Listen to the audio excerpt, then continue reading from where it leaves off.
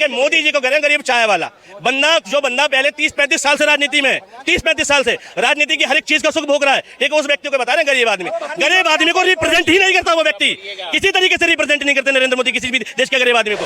ये वो लोग हैं जो भोगना जानते हैं, इनको कोई फैक्ट और फिगर नहीं पता, इन्हें बस ये बताने हैं कि भाई 10 लाख का सूट पहन लिया, Guinness world book of record में नाम है, तो भाई दिखाओ ना कहाँ है। मैं तो यही खड़ा हूँ, मैं अभी खड़ा हूँ, ठीक है, अन्य वक्तों को नहीं दिखता, ठीक है, पूरे भारत में देख लिया, पूरे भारत की मीडिया ने दिखा दिया, दिखाओ ना इन पर। जैसे देखो यथा राजा तथा प्रजा, मतलब राजा भी फेंकू प्रजा भी फेंकू है, मतलब ये यार क्या बनाना चाहते हैं, ठीक है, क्या बनाना चाहते हैं मोदी जी को, ऋषि मुनि। अब भैया ऋषि मुनि झूठ नहीं बोलते, जिस बंदे ने ऑन कैमरा क्या लाखों बार झूठ बोल दिया उसको ऋषि मुनि बता रहे हैं, ठीक है। बेटी बचाओ बेटी पटाओ शब्द निकल गया गलती से, लेकिन कभी माफी नहीं मांगी, उसका कभी रिग्रेशन नहीं किया, ठीक है, उसको ऋषि मुनि बता रहे हैं कि चलो भैया गलती से निकल गया, मैं इसको सही करता हूँ, बेटी पढ़ाओ बोलना चाहता था। जिस व्यक्ति ने इतने सारी दुर्घटना हुई देश में, 700 किसान मारे गए, हाथरस का कांड हुआ, एक ट्वीट नहीं आता लेकिन बर्थडे पे ट्वीट आता है लोगों का, ठीक है, उसको ऋषि मुनि बता रहे हैं, ठीक है। मने सुनो, अरे चुम्मा चाटी भी भाजपा वाले करें, चिन्मयानंद स्वामी, ब्रजेश भूषण सिंह अभी खाली चीख रहा है पीछे से खाली चीख रहा है, ठीक है। ये क्या कर रहा है बंदा, ठीक है। ये हाँ जी भाई साहब, ये बताइए, मोदी जी हर जगह दावा कर रहे हैं कि जनता ने घोषणा कर दी अब की बार 400 पार, क्या बोलेंगे? बोलना क्या है, दावा झूठ का, दावा फ्रॉड का, और क्या भाई। 400 पार अगर हो भी रही है तो भी देश के लिए दुख की बात है, खुशी की तो बात है ही नहीं। बहुत ज़्यादा अफसोस की बात है कि ऐसा नेता आया है जिस पे करप्शन चार्जेस लग रहे हैं, घोटालों के चार्जेस लग रहे हैं, घोटाले साफ साफ देखे जा रहे हैं। मतलब सब कुछ क्लियर होने के बाद भी अगर उस व्यक्ति में कॉन्फिडेंस है तो देश के लोकतंत्र के लिए खतरा है, 100% खतरा है। मोदी जी तो कह रहे हैं कि हम आएंगे अगली बार, तीसरी बार। जब तक इस देश में लोग मंदिर मस्जिद के नाम पे वोटिंग करेंगे, मोदी तीसरी बार नहीं 10वीं बार भी आ जाएंगे। देश मानसिक रूप से बीमार, इसलिए मोदी सरकार 400 पार। अभी इलेक्ट्रल बॉन्ड पर क्या बोलेंगे? जिस तरह से आया है, डेटा आया है, सुप्रीम कोर्ट ने दिया है, तो क्या बोलेंगे? उस किस तरह से देखते हो? चंदे पे धंधा, देखो ये तो सबको पता था कि कौन छुपा रहा है, कौन धंधा कर रहा है। SBI यूँ ही थोड़ी कह रहा था कि लंच के बाद आना, भाई सरकारों का दबाव होगा जब भी तो बात हुई। भाई गवर्नमेंट का सीधी सी बात है, चंदे में बात तो खुली गई। एक ऐसी कंपनी जिस पे ED छापा मारती है और उसके बाद उसके अकाउंट सीज करती है, बाद में उन्हीं अकाउंट से बॉन्ड खरीदे जाते हैं, तो या तो ED ने कैसी कार्रवाई करी, ED पे मुकदमा कौन चलाएगा अब? और BJP पार्टी को ही चंदा क्यों मिला, जिन पर छापा पड़ा, दूसरी पार्टियों को क्यों नहीं मिला? तो चंदे की आड़ में धंधा तो कर गई BJP। अब देश को देखना है कि भाई उसको सबक सिखाना चाहती है कि भ्रष्टाचारी को सर पे बैठाना चाहती है, ये देश के हाथ में। 24 में PM मोदी की गारंटी चलेगी? किस चीज़ की गारंटी? रोजगार की 2 करोड़ रोजगार की गारंटी। गारंटी का मतलब क्या होता है पता है आपको? ये गारंटी शब्द ही मेरे हिसाब से गलत है। गारंटी का मतलब ये होता है कि जब कोई चीज़ ख़राब हो जाएगी तो उसे रिप्लेस किया जाएगा। तो मोदी जी ने जब गारंटी कहा तो उसका ये मतलब था कि कांग्रेस ने जो चीज़ें ठीक करी थी, अगर वो ख़राब हो जाएगी तो मोदी जी ठीक करेंगे। तो कांग्रेस जितनी नौकरी तो दे नहीं पाए, UPA गवर्नमेंट ने जितनी जॉब दी थी उतनी जॉब दे पाए क्या मोदी जी? बताइए मुझे। तो गारंटी किस बात की? गारंटी मोदी जी की बिल्कुल है ही नहीं, उनकी बातों की नहीं है। जो व्यक्ति अपनी ज़ुबान की गारंटी नहीं रख सकता वो देश में गारंटियाँ बांट रहा है, ये तो दुर्भाग्य है देश का। तो विकसित बन रहा है ना भारत, कह तो रहे मोदी जी हमारा भारत विकसित हो रहा है। डेवलपमेंट के लिए सबसे ज़रूरी है एजुकेशन। हमारे देश में सोना चांदी खरीद लो, हीरा खरीद लो, 3% टैक्स देना पड़ता है और किताबों पे 18% GST। विकसित होने के लिए पहले एजुकेटेड तो करो देश को। हम विकसित हो रहे हैं और मंदिर खेले जा रहे हो। विकसित होने के लिए स्कूलों की स्थापना करनी पड़ती है, यूनिवर्सिटियों की स्थापना करनी पड़ती है, ठीक है। और इस सरकार का पूरा जोर किस पे है? धर्म पे, समुदाय पे, ठीक है। वो आस्था का विषय लोगों को करना चाहिए, लेकिन वो लोग खुद कर लेंगे, सरकारें उसके लिए नहीं चुनते। मंदिर मस्जिद लोग खुद बना लेंगे, सरकारों का काम है स्कूल कॉलेजेस बनाना। मोदी जी इस बार बोल रहे हैं कि अगली बार हमारी सरकार बनी है, देश की तीसरी अर्थव्यवस्था बनाएंगे। अपने आप बन जाएगी, मोदी जी नहीं भी रहेंगे तो भी बन जाएगी। 1 ट्रिलियन इकोनॉमी बनना मुश्किल बात थी, उसके बाद तो अपने आप बढ़ेगी हर साल। भाई देश का इंफ्रास्ट्रक्चर डेवलप हो ही रहा है और होता ही रहेगा। मोदी जी के अलावा कोई भी सरकार रहेगी, पहले कितनी सरकारें बदली हैं, कितने प्रधानमंत्री देखे हैं, हर बार इकोनॉमी प्लस ही हुई है ना, घाटे में तो गई नहीं है 91 के बाद में। तो फिर मोदी जी का क्या योगदान है? जब 91 से हर बार इकोनॉमी ग्रोथ ही कर रही थी तो मोदी जी ने कौन सा स्पेशलाइजेशन दे दी? मोदी जी के आने के बाद 10 से 5 पर आई ना, फिर बोल रहे कि तीसरी अर्थव्यवस्था बनाएंगे, तीसरी बार मौका। मनमोहन 145 से 10 पे लाए थे, तो 145 से 10 पे लाना बड़ी बात होती है, 10 से 5 पे लाना बड़ी बात होती है। 1 ट्रिलियन की इकोनॉमी बनाना बड़ी बात है, ट्रिलियन से ट्रिलियन में जाना जिस दिन ट्रिलियन से आगे बढ़ जाएंगे उस दिन बात करना। तो क्या लगता है 24 में कौन आएगा? नहीं आएंगे तो देखो मेरे हिसाब से आएगी की बात नहीं कर सकते हम, क्योंकि जनता जनार्दन है, आना नहीं चाहिए। क्योंकि एक व्यक्ति ने 10 साल शासन किया और 10 साल बाद लोग अपना बैंक अकाउंट देखें, अपने घर को सिर्फ वस्तुएं देखें, लिवलीहुड की चीज़ें देखें, घर के सिलेंडर को देखें, घर की दालों को देखें, सरसों के तेल को देखें। अगर 14 के बाद कोई एक चीज़ भी सस्ती हुई हो जो कांग्रेस के टाइम पर महंगी हुई थी और मोदी सरकार ने सस्ती कर दी, तो वोट दे दो मोदी जी को। कह तो रहे हैं कि जिस तरह से लोग महंगाई बढ़ी उस तरह से आय भी तो बढ़ी है लोगों की। नहीं बढ़ी ना, ये भी एक झूठ है। मनी इन्फ्लेशन, मुद्रास्फीति की स्थिति में देश की बहुत ज़्यादा दशा खराब है। जो लोग पढ़ते नहीं वो ज्ञान देंगे तो ऐसा ही होगा। मनी इन्फ्लेशन के मामले में भारत पिछड़ गया ना। अगर तरक्की होती तो भारत की जो पर कैपिटा इनकम है वो दुनिया की 170वें नंबर पे नहीं होती ना। भाई चाइना अमेरिका सारे देशों पे कर्जा है और इंडिया पे भी कर्जा है। इंडिया पे उसकी जीडीपी का 100% के आसपास कर्जा हो रहा है, जबकि चाइना अमेरिका जैसे देशों पे 300% है। बावजूद इसके वहाँ की पर कैपिटा इनकम 7वीं है, ठीक है, 18वीं है, 12वीं है। लेकिन इंडिया की कर्जा कम है फिर भी वो है। और 55 लाख करोड़ का कर्जा 70 सालों में हुआ। मोदी जी ने 1.5 लाख करोड़ कर्जा एक साथ कर दिया। तो कर्जा लेने के बाद भी तुम देश की पर कैपिटा इनकम चेंज नहीं कर पाए, लोगों की इनकम में ग्रोथ नहीं कर पाए। ये सीधे सीधे वो लोग अंदाज़ा लगा लें, अपना अकाउंट देख लें। 2014 से पहले बैंक अकाउंट में कितने पैसे थे और 14 के बाद कितने आ गए, कितने लोग अमीर हुए। जितने अभी इलेक्टोरल बॉन्ड का खुलासा हो रहा है, जितने लोगों ने चंदा दिया, क्या समझ में आया आपको? पता है इससे कुछ समझ में आया नहीं आया कि देश में पैसे की कमी नहीं है। जहाँ लाखों करोड़ों रुपए लोग चंदे में देते हों और मंदिर मस्जिद का चंदा नहीं है, ये एक राजनीतिक पार्टी का चंदा है। और चंदा कह रहे हैं इसे, ये चंदा नहीं है, ब्राइब्स है, घूसखोरी है। इन शॉर्ट इसको चंदे का नाम दे दिया गया है। ठीक, चंदे की आड़ में जो धंधा हुआ है ना, ये ब्राइब्स है, घूस है। बस घूस को एक नाम दे दिया गया कि तुमने चंदा दिया। किस बात के लिए चंदा दिया? कौन सी चैरिटी कर रही थी पार्टियाँ? ये पार्टी भूखों को खाना खिलाती हैं राजनीतिक पार्टियाँ, या भूखों को कपड़ा बांटती हैं? ये राजनीतिक पार्टियाँ किसके भले का काम करती हैं? चैरिटी अस्पताल खुलवाती है। एक अस्पताल बताओ जो सरकारी के अलावा भारतीय जनता पार्टी ने खुलवाया हो, कि भारतीय जनता पार्टी ट्रस्ट के द्वारा बना है या कांग्रेस पार्टी ट्रस्ट के द्वारा बना है। पार्टियों के ट्रस्ट से बनाया कोई, जो इतना करोड़ों चंदा क्यों चाहिए राजनीतिक पार्टियों को? तो चंदे की आड़ में घूसखोरी हुई है। और जिस देश में लाखों करोड़ों रुपए चंदे के रूप में जाते हो, घूस जो है चंदे के रूप में जाती हो, उस देश का भला नहीं हो सकता। और उसके बाद भी यदि इस देश के लोग ऐसी सरकार को चुने जिसने डंके की चोट पे भ्रष्टाचार किया हो, डंके की चोट पे करप्शन किया हो, और उसके बाद भी लोग कहेंगे आएगा तो मोदी, तो दुर्भाग्य इस देश में विपक्षी पार्टियों का नहीं है, उसी व्यक्ति का है जिसने इतनी सारी सच्चाई जानने के बाद भी ऐसी भ्रष्ट सरकार चुनी। तुम डिजर्व करते हो इस देश में पुलिस वाले को रिश्वत देना, अपने हर एक काम को कराने के लिए रिश्वत देना। जब लाखों करोड़ों का चंदा घूस की शक्ल में दिया जाएगा तो तुम्हें ट्रैफिक चलान के लिए घूस देनी पड़ेगी।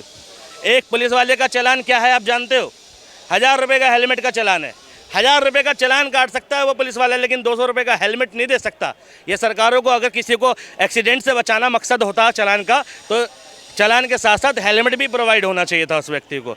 लेकिन लोगों का मकसद सिर्फ चालान से या चंदे से घूसखोरी करना है, देश में काला धन बढ़ाना है, करप्शन बढ़ाना है, और कुछ नहीं। 1000 रुपये वाला पुलिस वाला जो चालान होता है 500 में मान जाता है। यही हुआ ना, और तो कोई फ़ायदा नहीं हुआ, किसी आम आदमी को फ़ायदा हुआ चालान की कीमत बढ़ाने से। तो इस देश का कुछ नहीं हो सकता, क्योंकि इस देश के लोगों की नस में भ्रष्टाचार है और इस देश के लोग धर्म के नाम पे वोट करते। कांग्रेस राज में तो भ्रष्टाचार था, इतनी कांग्रेस राज में हुआ है खुलासा कई स्कैमों का। एक होता है गलत करना, ठीक है, और एक होता है चोरी करना, और एक होता है चोरी के बाद सीना चोरी करना। कांग्रेस चोर थी मान लिया, भ्रष्ट थी मान लिया। जब उससे सवाल पूछा जाता था ना, तो सरकार बैकफुट पर आती थी, देशभक्ति का पाठ नहीं पढ़ाती थी, पाकिस्तान से इलेक्टोरल बॉन्ड पर चंदा नहीं लेती थी कि पुलवामा में जवान शहीद हो जाए और पाकिस्तान से चंदा आ जाए। ऐसा नहीं होता था। ठीक भाई, बहुत भ्रष्ट सरकार थी, और सारी सरकारें भ्रष्ट होती हैं। नेता किसी का कोई सगा है ही नहीं, किसी पार्टी का हो। आज तक किसी नेता ने कुछ दिया? ईमानदारी के मामले में एक ही नेता रहे हमारे देश में, लाल बहादुर शास्त्री। उनसे ज़्यादा ईमानदारी की कामना किसी से हम करते नहीं। और उसके बाद अगर नेता भ्रष्टाचार कर रहा है तो उसका बैकफुट पर आना चाहिए ना, कि भाई तुमने गलत किया है। इस सरकार को तुम बैकफुट पर ला के दिखाओ। चोरी भी करेंगे, सीना चोरी भी करेंगे, ठीक है, और डंके की चोट पर दावा ठोकेंगे कि जीतेंगे भी। उखाड़ लो जो तुमसे उखाड़ा जाए, ये बीजेपी है। ठीक है, कि ये कह रही है कि तुम्हारी कोई हैसियत नहीं, देश की जनता को कह रही है कि तुम्हारी कोई औकात नहीं, तुम हमें हरा दो, हम सबसे ऊपर हैं। भाई कोई आदमी भरी संसद में कहे कि 400 पार। एक इवेंट किया मोदी जी ने प्रगति मैदान में, प्रगति मैदान में एक इवेंट किया, देश के जो सोशल मीडिया इन्फ्लुएंसर हैं उनको अवार्ड दिया, ठीक है, और अवार्ड देते टाइम पे क्या कहा, इसका लोकसभा से कोई लेना देना नहीं है। लेकिन उसके जस्ट 10 मिनट बाद ही क्या कहा, हो सकता है अगली बार भी यही अवार्ड मैं ही दे रहा हूँ, ठीक है। तो ये देखो जनता का प्यार देख मिल रहा है ना उन्हें मोदी जी को, तभी तो बोले तीसरी बार आएंगे वो। क्या लगता है, चाहेंगे कि नहीं तीसरी बार? नहीं आएंगे। विकास हुआ मोदी राज में? महंगाई हुई है, विकास क्या हुआ यार? रेल के किराए कितने बढ़ गए, अब लोग ना माने उसकी बात अलग है। ट्रेन के किराए कितने बढ़ गए, पहले क्या था जब मोदी सरकार आई 14 में, जब इन्होंने 31% किराए बढ़ाए थे। 20 रुपये किराया होता था अलीगढ़ का यहाँ से, आज वो 60 रुपये है। इतनी महंगाई कभी नहीं हुई। क्या बोलेंगे इस पे? बोलना क्या, फैक्ट है, महंगाई है। महंगाई उन्हीं लोगों को नहीं दिख रही जो मांग के खा रहे हैं, ठीक है, उन लोगों को महंगाई नहीं दिखेगी, या फिर जो करप्शन का खा रहे हैं, जिसके शरीर में जो मेहनत का खा रहा है, जो अपने एफर्ट लगा रहा है। यकीनन मैं बता रहा हूं कि उसको अपना घर चलाने के लिए एफर्ट डबल करना पड़ गया है इस सरकार में, उसको डबल मेहनत करनी पड़ रही है। कंपनी का काम करने के बाद भी उसे रैपिडो चलाना पड़ रहा है, कंपनी का काम करने के बाद भी उसे स्विगी चलाना पड़ रहा है, कंपनी का काम करने के बाद भी उसे जोमेटो चलाना पड़ रहा है। पहले लोग काम करके आते थे, ऑफिस से घर आते थे, ऑफिस की ज़िंदगी ख़त्म, घर की ज़िंदगी चालू। आज लोगों के पास समय नहीं है कि वो घर में समय दे सकें। ये मोदी सरकार की उपलब्धि है। और जिसे स्टार्टअप का नाम दे दिया है, जिसे रोज़गार का नाम दे दिया है। जोमेटो कोई रोज़गार नहीं है, ठीक है, स्विगी कोई रोज़गार नहीं है, रैपिडो कोई रोज़गार नहीं है, ये शोषण है। मोदी जी तो कह रहे आत्मनिर्भर बनिए। आत्मनिर्भर बने तो फिर सरकारें क्यों चुनते हैं? आत्मनिर्भर बनने का मतलब समझ में आता है? आत्मनिर्भर बनने लायक भी इसको सरकार ही बनाएंगी।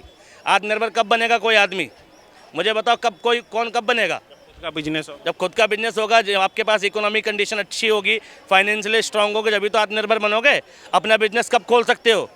इस देश की 70% जनता, ठीक है, लोअर मिडिल क्लास से बिलोंग करती है, जिसकी ज़िंदगी कमाने खाने में गुजर जाती है, कुछ बड़ा नहीं कर पाती, ठीक है। वो आदमी, उनसे कह रहे हैं आत्मनिर्भर बनो। मोदी जी दे दें 15-15 लाख रुपए दे देते तो शायद देश कब का आत्मनिर्भर बन जाता। अग्निवीर योजना लाते हैं, उसमें कहते हैं कि 20 लाख रुपए 25 लाख रुपए मिल जाएंगे 4 साल के बाद, अपना बिजनेस स्टार्ट करना। क्या होगा? क्या लगता है भैया 24 में कौन आएगा? मोदी सर। इधर आगे आइए थोड़ा। कौन आएगा? मोदी। विकास हुआ? विकास बिल्कुल हुआ। क्या क्या वजह से? ग्रामीण एरिया में अच्छा खासा विकास हुआ है। जैसे कि किसान सम्मान निधि योजना हर घर में लोगों को मतलब पहुंची है। हमारे घर में ही 5 लोगों को मिलती है। लगभग एक गांव में कम से कम 3 से 4 लाख रुपए लगभग मिलता है। एक तहसील में कम से कम 50 से 60 गांव होंगे, उसके हिसाब से लगा लो। एक डिस्ट्रिक्ट में कितने का तहसील है, एक डिस्ट्रिक्ट में कम से कम 5-6 तहसील हैं, उसके हिसाब से लगाओ। 75 जिले यूपी में, उसके हिसाब से लगाओ। प्रत्येक किसान को मतलब पैसे मिल रहा है। और क्या क्या हुआ? और जो हमारे यहाँ पर अगर बीजेपी की बात की जाए तो ग्रामीण एरिया में जो मतलब चोरी वगैरह थी, उसका विकास हुआ है। पहले विकास हुआ है मतलब जो चोरी की विकास हुआ है? चोरी मतलब विकास के जैसे उनको रोकथाम हुई है ना। जैसे पहले चलता था, आदमी को लूट लेते थे रास्ते में। योगी जी ने इतना विकास करा, कोई भी मतलब रास्ते में जा रहा है तो सुरक्षित तो जा रहा है, मतलब रात में भी दिन में भी। कभी कभी ऐसा होता था कि मतलब शाम के टाइम कोई भी लेडीज़ जा रही है, उसके साथ गलत व्यवहार होता था। अब आराम से जा सकते हैं। महंगाई और रोजगारी पर क्या बोलेंगे, है कि नहीं महंगाई मोदी राज्य में? रोजगार देखो, महंगाई अगर जनसंख्या है तो महंगाई तो बढ़नी है, महंगाई को तो कोई नहीं रोक सकता। क्या बोलेंगे, जनसंख्या है तो महंगाई बढ़ेगी? 2011 के बाद जनगणना नहीं हुई है, पहली बात तो नहीं, ये बता दो। और जनसंख्या 2011 में नहीं थी क्या? 121 करोड़ लोग भारत के नहीं थे? जब 2011 में जनसंख्या थी तब महंगाई बढ़ रही थी, तब तुम क्यों कह रहे थे भी महंगाई बहुत है? फिर तुम्हारे को इस हिसाब से तो विरोध ही नहीं करना चाहिए, कांग्रेस की सरकार भी बने रहने देते। भाई महंगाई और जनसंख्या दोनों अलग अलग विषय है। सरकारों को भाई डिमांड बढ़ेगी तो सप्लाई बढ़ानी पड़ती है। हमारा देश दुनिया के कई देशों को राशन भेजता है, कई देशों को अनाज सप्लाई करता है, और अपने देश में कह रहे हो महंगाई है जी, जनसंख्या की वजह से। इतनी कैपेसिटी है भारत के पास, भंडारण इतना है कि भाई वो दुनिया के कई देशों में अनाज भेजता है। हमारे देश में अनाज महंगा है। और चलो, अनाज इंडिया में उगता है, पेट्रोल एक दो चार छोटे मोटे देश हैं अगल बगल के, ठीक है, डीजल छोटे मोटे देश हैं, वहाँ सस्ता है इंडिया से। लेकिन 2 रुपये सस्ता कर दिया ना मोदी जी ने पेट्रोल पे। हाँ, मैं ये कह रहा हूँ 2 रुपये नहीं 10 रुपये सस्ता करना चाहिए, जब इलेक्शन टाइम ही करना है तो। भाई बढ़ाया कितना है ये बताओ? पिछले 5 साल में बढ़ाया कितना मोदी जी ने? बढ़ाया है 30 रुपये, और सस्ता कितना किया है? 2 रुपये। एक बहुत छोटा सा सीरियल आता था लापतागंज, ठीक है, शरद जोशी की कहानी का पता, उसमें बताया गया था नेताजी पेट्रोल डीजल पे 2 रुपये बढ़ा दिए, जनता विरोध में उतर जाती है, और फिर नेताजी आते हैं सामने, कहते हैं हम घोषणा करते हैं आज से पेट्रोल 1 रुपये सस्ता होगा। तो भाई पार्टी वाले कहते हैं नेताजी क्या कर दिए, 1 रुपये सस्ता क्यों कर दिए जनता के कहने पे? कहते हैं असल में बढ़ाना 1 ही रुपये था, बढ़ाना 1 ही रुपये था, लेकिन हम जानते थे जनता विद्रोह करेगी, इसलिए हमने भैया सीधे 2 रुपये बढ़ाए, विद्रोह के बाद 1 रुपये ख़त्म। तो ये तो तरीका है, स्ट्रेटेजी है, 30 रुपये बढ़ाओ, 10 साल में 30 रुपये बढ़ाओ, इलेक्शन आ जाए तो लॉलीपॉप थमा दो, 2 रुपये सस्ता कर दो, क्या हो जाएगा उससे? मैं कह रहा हूँ पेट्रोल डीजल 2 रुपये नहीं 10-20 रुपये सस्ता करो, इतनी चिंता है देश में वोटों की। तो एक मिनट, ये पीएम की बात कर रहे थे, इन्हें 10 लाख का सूट तो पता नहीं है मोदी का, किसी की शादी शर्ट पे तो सादा शर्ट कर रहे हैं, 10 लाख का सूट पूरी दुनिया ने देखा, ठीक है, गिनीज बुक में नाम आया, लेकिन इनको पता नहीं है, ठीक है, लाखों का चश्मा है, दुनिया ने देखा, गिनीज बुक में नाम है, लेकिन इनको पता नहीं है, लाखों का पेन है, ठीक है, ठीक है, कहाँ है गिनीज बुक ऑफ रिकॉर्ड में? दिखाओ, अभी दिखाओ, अभी दिखाओ भाई, अभी है, ठीक है। और सुनो, अरे देखो ना, मैं क्यों दिखाऊंगा, मैंने बोल दिया, तुम देखो, सर्च करो उसको, ठीक है। अरे यहाँ क्या तुम फालतू की चीजों को सर्च करेंगे ना, Guinness world book of record में क्या आएगा? भाई सुन तो लो, भाई की मेंटेलिटी क्या है, भाई को यही नहीं पता Guinness world book of record में जो रिकॉर्ड में आने के लिए, अरे यार जो क्या होता है? सऊदी अरेबिया के इतने बड़े बड़े किंग है वो होते हैं, ठीक है, ब्रिटिश के अंबानी हो गए, सुन लो, किंग चार्ल्स हो गए, क्वीन विक्टोरिया हो गई, उनके तो आज तक सूट के नहीं कभी गिनीज बुक ऑफ रिकॉर्ड में आए कि कितने महंगे उन्होंने ज्वेलरी पहनी है, क्या कितने महंगे उन्होंने सूट पहने, इन्हें मोदी जी के सूट दिखा Guinness world book of record में?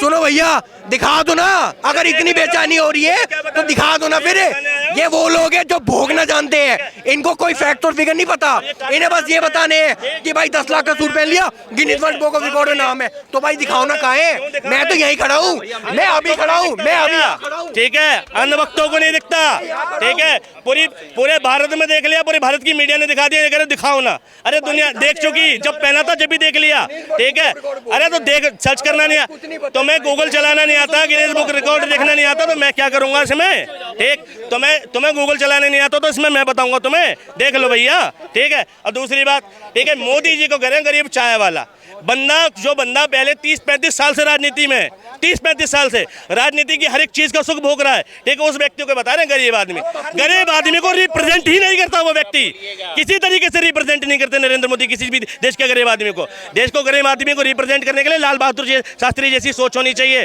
कि मेरा एक कुर्ता फटा है तो मैं सिलवाऊंगा नहीं, ठीक, क्योंकि मेरे देश की जनता के पास पैसा नहीं है, ठीक है, मेरी देश की जनता भुखमरी में जी रही है, उन्होंने फटे कुर्ते में अपना शासन चला लिया, महात्मा गांधी होना पड़ता है, ठीक है। अब कहाँ महात्मा गांधी, कहाँ लाल बहादुर शास्त्री, तुम कंपैरिजन कर रहे हो देश को रिप्रेजेंट करने की? अरे अरविंद केजरीवाल हो सकता है भ्रष्टाचारी हो, कम से कम उसने कोशिश तो करी देश के आम आदमी को रिप्रेजेंट करने की। मोदी जी कभी आम आदमी की शर्ट पैंट में भी घूम के देखे क्या? एक धोती कुर्ते में भी दिखे क्या? नॉर्मल गरीब के इसी कपड़े में भी दिखे क्या?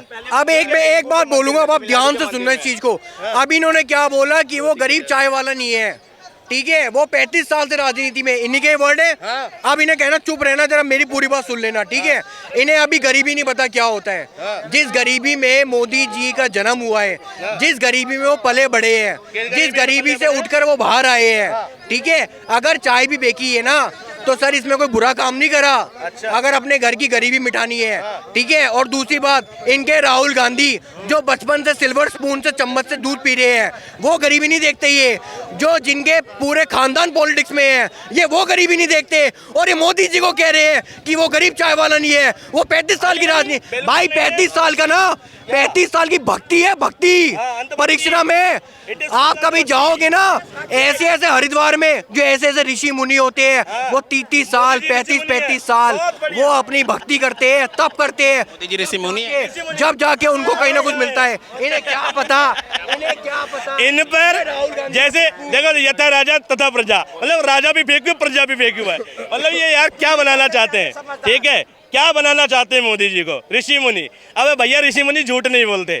जिस बंदे ने ऑन कैमरा क्या लाखों बार झूठ बोल दिया उसको ऋषि मुनि बता रहे हैं, ठीक है। बेटी बचाओ बेटी पटाओ शब्द निकल गया गलती से, लेकिन कभी माफी नहीं मांगी, उसका कभी रिग्रेशन नहीं किया, ठीक है। उसको ही ऋषि मुनि बता रहे हैं कि चलो भैया गलती से निकल गया, मैं इसको सही करता हूँ, बेटी पढ़ाओ बोलना चाहता था। जिस व्यक्ति ने इतने सारी दुर्घटना हुई देश में, 700 किसान मारे गए, हाथरस का कांड हुआ, एक ट्वीट नहीं आता लेकिन बर्थडे पे ट्वीट आता है लोगों का, ठीक है, उसको ऋषि मुनि बता रहे हैं, ठीक है। मने सुनो सुनो, अरे चुम्मा चाटी भी भाजपा वाले कर रहे हैं। चिन्मयानंद स्वामी, ब्रजेश भूषण सिंह, चुम्मा चाटी करने वाले भी भाजपा के हैं, ठीक है। चुम्मा चाटी करने वाले भी भाजपा के हैं। जाओ तुझे, ठीक है, ठीक है। अरे आगे आओ।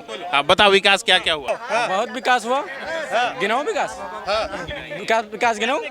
भाजपा के सरकार में, एक मिनट, भाजपा के सरकार में, ठीक है, जो हमारे बाप दादा, मैं वैसे गोंडा से बिलोंग करता हूँ, अयोध्या मेरा बॉर्डर साथ है, ठीक। मेरे बाप दादा तरस गए राम मंदिर के लिए, मारे भी गए, ठीक। वो भाजपा के सरकार में सरकार ने नहीं बनाई, इस बात की खुशी नहीं है। सरकार ने नहीं बनाई, सरकार ने 24 वकील नहीं खड़ी की। इस बात का बीजेपी का सपोर्ट करते हैं, बिल्कुल करेंगे। और 14 करोड़ शौचालय, मैं गांव से आता हूँ, ठीक। 14 करोड़ यूपी में इस देश की बात कर रहा हूँ, मेरे गांव की औरतें वेट करती थी 7 बजने का कि फिर उसके बाद जाऊंगी मैं बाहर। इन लोगों से क्या बात कर रहे हो? ये तो बस इन्होंने क्या बोला? अच्छा, शौचालय के भूखे। एक मिनट नहीं, भोगी बोला मैंने, भोगी, यार तुम समझे नहीं। सुनो, पहली बात है ना 14 करोड़ शौचालय, ठीक है। भाई एक बार बताओ, शौचालय मिले किसे? जिसके पास घर था। तो ये कहने का मतलब ये चाहते हैं कि जिसके पास घर था उसके पास शौचालय नहीं था। जो आदमी घर बना सकता है वो घर में शौचालय भी बनाता ही है, ठीक है। 2.5 लाख आवास योजना की बात करेंगे। एक भी आवास योजना किसी ऐसे व्यक्ति को नहीं मिली जिस पर आवास ना हो, यानी मतलब रेंटर को नहीं मिली। किसको मिली? जिस पर ज़मीन के पेपर थे, ज़मीन की रजिस्ट्री के पेपर दिखाने पड़ते हैं तब 2.5 लाख रुपए मिलते हैं। यानी मोदी जी की आवास योजना का लाभ उस व्यक्ति को मिला ही नहीं जिसे असल में घर की ज़रूरत थी, ठीक। क्योंकि घर की ज़रूरत किसे थी? रेंटर को थी। जैसे दिल्ली में इंदिरा आवास मिला, टी कैंप है, राजीव कैंप है, इंदिरा कैंप है, जितनी भी झुग्गियाँ हैं ये उन लोगों को मिली थी जिन पर,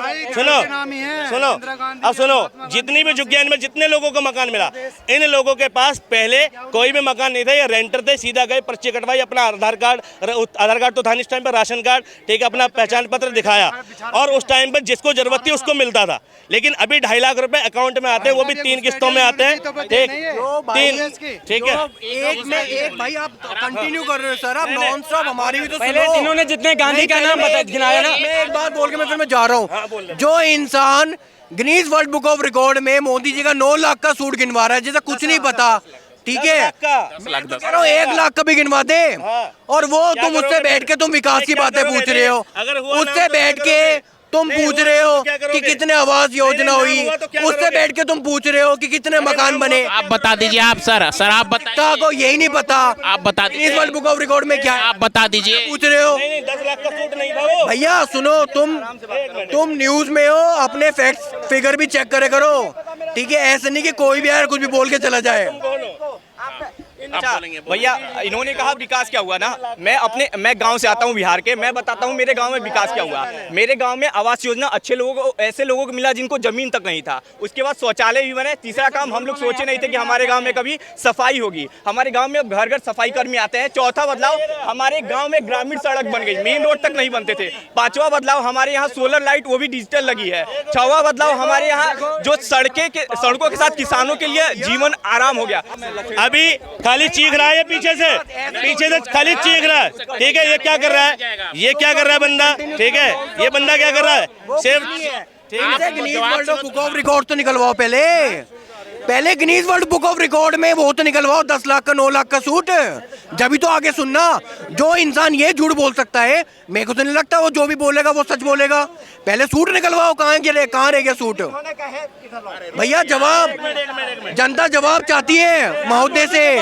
मैं चाहता हूँ देखना कि भाई कहाँ है गिनीज वर्ल्ड ऑफ रिकॉर्ड में वो सूट, दिखाओ। ठीक है, एक मिनट ठीक है, मोदी जी का सूट नहीं, एक मिनट अभी गांव के लेवल नहीं, ऊपर देखिए सड़कों का निर्माण नहीं हुआ है। पहले जो मैं ऐसे कंपेयर नहीं करता हूँ 70 साल वर्सेस 10 साल, आप देखिए 2004 में 65,000 किलोमीटर सड़कें थी भारत में, नेशनल हाईवे। मैं बोल रहा हूँ ना, अरे विकास पे बात करिए, ये छोड़िए। अरे विकास छोड़िए भाई, आप जाइए। इसने अपनी नॉलेज हाँ। का परिचय देकर 2 मिनट में एग्रेसिव हो गया, नहीं। 2 तड़ाक पे आ गया। सुनिए भैया, 2 मिनट में ये झगड़े पे आ जाएगा। आप इसका घंटा जवाब खुद इनको नहीं है, कराइए ना। बात कर रहा है, ठीक है। नहीं, आप जाइए। देखिए पर्सनल नहीं होना यहाँ पे, पर्सनल नहीं होना, आपको समझ गए? संदा हो तो दिखेगा, पर्सनल नहीं होना। आपको संदा हो तो भैया मैं यही खड़ा रहूंगा भाई, मैं यही खड़ा रहूंगा, मैं यही खड़ा रहूंगा भाई। नहीं बोलेंगे।